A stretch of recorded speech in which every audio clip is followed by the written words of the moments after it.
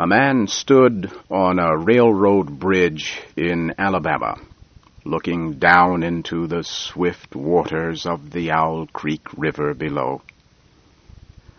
The man's hands were tied behind his back. There was a rope around his neck. The rope was tied to part of the bridge above him. 3 soldiers of the Northern Army stood near the prisoner, waiting for their captain's orders to hang him. Everybody was ready. The prisoner stood quietly. His eyes were not covered. He looked down and saw the water under the bridge. Now he closed his eyes. He wanted his last thoughts to be of his wife and children, but as he tried to think of them, he heard sounds again and again. The sounds were soft, but they got louder and louder and started to hurt his ears. The pain was strong. He wanted to shout, but the sounds he heard were just those of the river running swiftly under the bridge.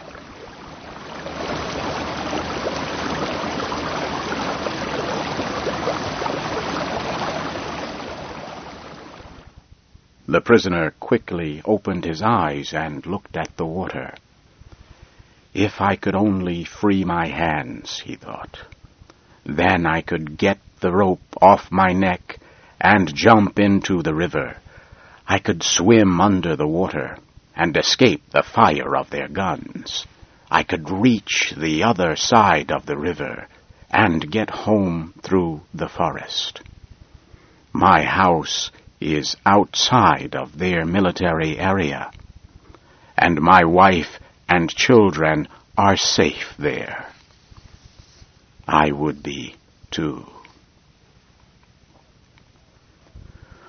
While these thoughts raced through the prisoner's mind, the captain gave the soldiers the order to hang him. A soldier quickly obeyed. He made the rope firm around the prisoner's neck. Then he dropped him through a hole in the bridge. As the prisoner fell, everything seemed black and empty.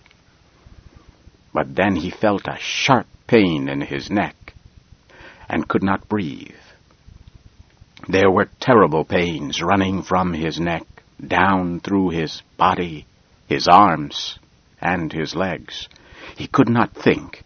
He could only feel a feeling of living in a world of pain. Then, suddenly, he heard a noise, something falling into the water.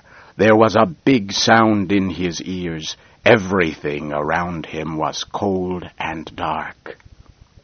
Now he could think. He believed the rope had broken, and that he was in the river. But the rope was still around his neck, and his hands were tied. He thought, how funny to die of hanging at the bottom of a river. Then he felt his body moving up to the top of the water. The prisoner did not know what he was doing, but his hands reached the rope on his neck and tore it off. Now he felt the most violent pain he had ever known. He wanted to put the rope back on his neck. He tried, but could not. His hands beat the water and pushed him up to the top. His head came out of the water. The light of the sun hurt his eyes. His mouth opened, and he swallowed air. It was too much for his lungs. He blew out the air with a scream. Now the prisoner could think more clearly. All his senses had returned. They were even sharper than before. He heard sounds he never heard before, that no man's ears ever heard. The flying wings of small insects, the movement of a fish. His eyes saw more than just the trees along the river. They saw every leaf on the trees, and they saw the thin lines in the leaves. And he saw the bridge, with the wall at one end. He saw the soldiers, and the captain on the bridge. They shouted, and they pointed at him. They looked like giant monsters. As he looked, he heard gunfire. Something hit the water near his head. Now there was a second shot. He saw one soldier shooting at him. He knew he had to get to the forest and escape. He heard an officer call to the other soldiers to shoot. The prisoner went down into the river, deep, as far as he could. The water made a great noise in his ears, but he heard the shots. As he came up to the top again, he saw the bullets hit the water. Some of them touched his face and hands. One even fell into the top of his shirt. He felt the heat of the bullet on his back. When his head came out of the water for air, he saw that he was farther away from the soldiers, and he began swimming strongly. As he swam, the soldiers fired their rifles. Then they fired their cannon at him. But nothing hit him. Then, suddenly, he could not swim. He was caught in a whirlpool which kept turning him around and around. This was the end, he thought.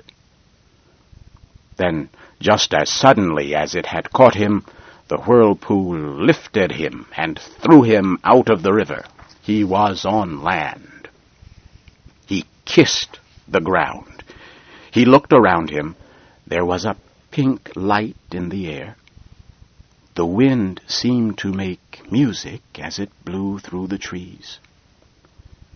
He wanted to stay there. But the cannon fired again, and he heard the bullets above his head. He got up and ran into the forest. At last, he found a road toward his house. It was a wide, straight road. Yet it looked like a road that never had any travelers on it. No farms, no houses on its sides, only tall, black trees. In the tall, black trees the prisoner heard strange voices. Some of them spoke in words that he could not understand. His neck began to hurt. When he touched it, it felt very large. His eyes hurt so much that he could not close them. His feet moved, but he could not feel the road. As he walked, he was in a kind of sleep, now half awake, half asleep. He found himself at the door of his house. His lovely wife ran to him. Ah, at last. He put his arms about his beautiful wife. And just then, he felt a terrible pain in the back of his neck. All around him there was a great white light and the sound of a cannon. And then, darkness and silence. The prisoner was dead. His neck was broken. His body hung at the end of a rope. It kept swinging from side to side, swinging gently under a hole in Owl Creek Bridge.